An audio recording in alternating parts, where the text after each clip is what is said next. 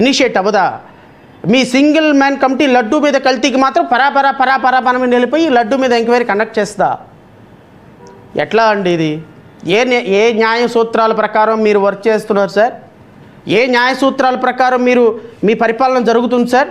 అసెంబ్లీలో మీరు మాట్లాడటం, మీరేమో పవన్ కళ్యాణ్ కితాబేయటం, పవన్ కళ్యాణ్ ఏమో 15 సంవత్సరాలు మీకు బానిసగా ఉంటానంటాం, మీ 15 సంవత్సరాలు ఆంధ్రప్రదేశ్ రాష్ట్రంలో భరిస్తారు, ప్రజలు భరిస్తారు, పిచ్చివాళ్ళు అనేది మీ ఒపీనియన్, అంతేగా? పవన్ కళ్యాణ్ గారి ఒపీనియన్ ఏంటంటే, రాసుకోరా సాంబా, నేను రాసిందే రాత, పాడిందే పాట. ఈయనకి 3 వచ్చినప్పుడు అలా పక్కన ఉన్నవాడు రాసుకోవాలన్నట్టు, ఈయనకు 15 సంవత్సరాలు అంటే 15 సంవత్సరాలు రాష్ట్ర ప్రజలు రాసుకోవాలి. పవన్ కళ్యాణ్ గారు, మీరు అనుకుంటున్నట్టు రాష్ట్ర ప్రజలు ఏమో సాంబాలు కాదండి. రాష్ట్ర ప్రజలు సాంబాలు కాదు. రాసుకోరా సాంబా అంటే ఆ పక్కన ఉన్న మనోహర్ రాసుకుంటాడేమో, రాష్ట్ర ప్రజలు రాసుకోరు, గుర్తుపెట్టుకోండి.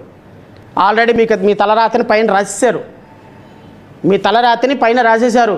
మీరు నేషనల్ ఎన్డీఏకి నేషనల్ చైర్మన్ అయినా, సౌత్ ఇండియా కోఆర్డినేటర్ అయినా, ఈ రాష్ట్ర ఉప ముఖ్యమంత్రి అయినా, 2029 ఎలక్షన్ అనేది ఈ రాష్ట్రంలో ఎలిమినేట్ అయిపోయేటువంటి ఒక పొలిటీషియన్ ఎవరైనా ఉన్నారా అంటే గౌరవ ఉప ముఖ్యమంత్రి పవన్ కళ్యాణ్. ఎందుకు అంటే రాష్ట్ర ప్రజలు మీకు రాజకీయంగా సమాధి కట్టాలని సమాధి ప్రిపేర్ చేసి రెడీగా పెట్టారు.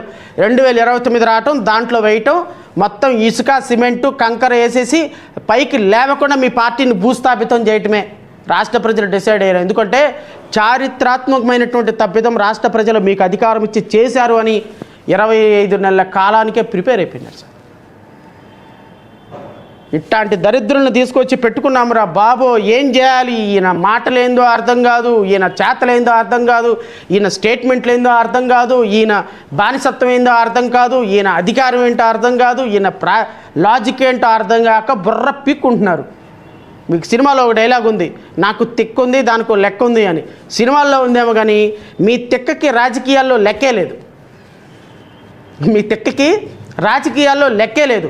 మీ తిక్కకి లెక్క లేకపోగా రాష్ట్ర ప్రజల ఆలోచన ఈ తిక్కని ఎట్లా అర్థం చేసుకోవాలో అర్థం కాక రాష్ట్ర ప్రజలకి తిక్కెక్కిపోతుంది, మీ జన సైనికులకి తిక్కెక్కిపోతుంది. 15 సంవత్సరాల పాటు మీ ప్రభుత్వాన్ని మోయాలా? ఎందుకు మోయాలండి? దీనికోసం మోయాలా మీ ప్రభుత్వాన్ని? రాష్ట్ర ప్రజలు ఎందుకు మోయాలండి? మీరు మోసుకోండి కావాలంటే. మీరే 15 సంవత్సరాలు కాకపోతే 20 సంవత్సరాలు మోసుకోండి. మిమ్మల్ని మోయాల్సిన అవసరం రాష్ట్ర ప్రజలకు లేదు. ఎందుకు అంటే అబద్ధాలతో కూడినటువంటి ప్రభుత్వం. ఈరోజు ఈ కమిషన్ ఎంక్వైరీ, తిరుమల వెంకటేశ్వర స్వామి దగ్గర వేసిన కమిషన్ ఎంక్వైరీ ఏమైంది? ఎవ్వరికి తెలియదు, ఇంతవరకు రిపోర్టే లేదు. సింహాచలంలో గోడ కూలి 10 మంది చచ్చిపోయారు, ఏమీ లేదు.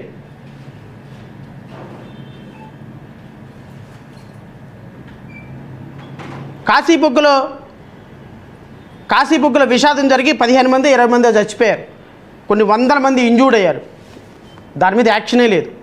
రాష్ట్రంలో బస్సు ప్రమాదాలు జరుగుతున్నాయి, ఇండస్ట్రీస్ బ్లాస్ట్ అయ్యి కొన్ని 10ల మంది చచ్చిపోతున్నారు, వరదలు వస్తున్నాయి, వానలు వస్తున్నాయి, కోల్డ్ స్టోరేజ్లు కాలిపోతున్నాయి. ఏమి కాలిపోయినా మాకు ఏమీ సంబంధం లేదనుకొని మధ్యలో వాయించుకుంటా ముఖ్యమంత్రి ఒక పక్క, ఉప ముఖ్యమంత్రి ఒక పక్క మధ్యలో వాయించుకుంటా కూర్చొని పైగా అసెంబ్లీ సమావేశాలు అయిపోయినాయి కాబట్టి సాంస్కృతిక కార్యక్రమాలా? దేనికోసం సాంస్కృతిక కార్యక్రమాలండి? ఏ అద్భుతమైన పరిపాలన అందించారని సాంస్కృతిక కార్యక్రమాలా? దేనికోసం పవిత్రం? ఎందుకు మీరు ఇంత ఆనందంగా చేసుకునేంత రాష్ట్రంలో ఏముంది? ఇప్పటికే 3.5 లక్షల కోట్ల రూపాయలు అప్పు దాటేసింది. ఈరోజు కాకు తలంటేసింది మొత్తాన్ని. ఈరోజు కాకు తలంటేసింది సార్. నేను ఈ వీడియో చూపించిన తర్వాత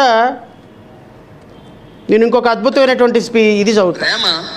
ప్రేమను ప్రేమించడాన్ని ప్రేమిస్తుంది, ప్రేమను ప్రేమించడాన్ని ప్రేమిస్తుంది, ప్రేమను ప్రేమగా ప్రేమిస్తుంది. అర్థమవుతుందా?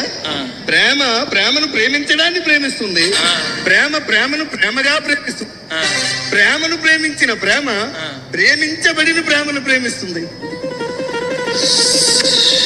ఏదో అర్థం ఉన్నట్టుంది కానీ సర్లే ఏదోటి బాగానే ఉంది కానీ ఒరే నీకు అలా కాదు కానీ ఒక మంచి ఇది పాట పాడరా అంటే ఇవన్నీ ప్రేమను ప్రేమించడాన్ని ప్రేమిస్తుంది. ఎవరండి ఇంకొకసారి వింటారంట మా కెమెరా ప్రేమను ప్రేమించడాన్ని ప్రేమిస్తుంది. ప్రేమను ప్రేమగా ప్రేమిస్తుంది. అర్థమవుతుందా? ప్రేమను ప్రేమించడాన్ని ప్రేమిస్తుంది. ప్రేమను ప్రేమగా ప్రేమిస్తుంది. ప్రేమను ప్రేమించిన ప్రేమ ప్రేమించబడిన ప్రేమను ప్రేమిస్తుంది. ఇక్కడ హోమ్ మినిస్టర్ అనిత గారి ఎక్స్ప్రెషన్ చూడండి సర్లే ఏదోటి ఎంత బాగుందో. ప్రేమ ప్రేమ ప్రేమ ప్రేమ అని చెప్పగానే అలా కాదు కానీ హోమ్ మినిస్టర్ అనిత గారి ఎక్స్ప్రెషను ఎందుకని నవ్వుతారు? మా కవిత బాగుంది కాబట్టి మేడం నవ్వారు, దానికి ఏముంది, తప్పే ఉంది. సో విలేకరులు ఎందుకు కానీ నవ్వేది. అయితే ఈ క్యారెక్టరు అరవ శ్రీధర్ వేసినట్టయితే బాగుండేది, ఈ కవిత అరవ శ్రీధర్ చెప్పినట్టయితే బాగుండేది మన అసెంబ్లీ దీంట్లో. పాప మరి ఆయనకేం క్యారెక్టర్ ఇవ్వలేదు, నాకు ఎందుకు క్యారెక్టర్ ఇవ్వలేదు నాకు అర్థం కాల. ఎందుకంటే ఈ క్యారెక్టర్ని అరవ శ్రీధర్ గారి కన్నా ఇవ్వాల్సింది, లేదంటే బిఆర్ నాయుడు గారి కన్నా ఇవ్వాల్సింది. చాలా అద్భుతంగా చెప్పేవాళ్ళు వీళ్ళిద్దరు ఈ డైలాగ్ని, ఈ కవితని.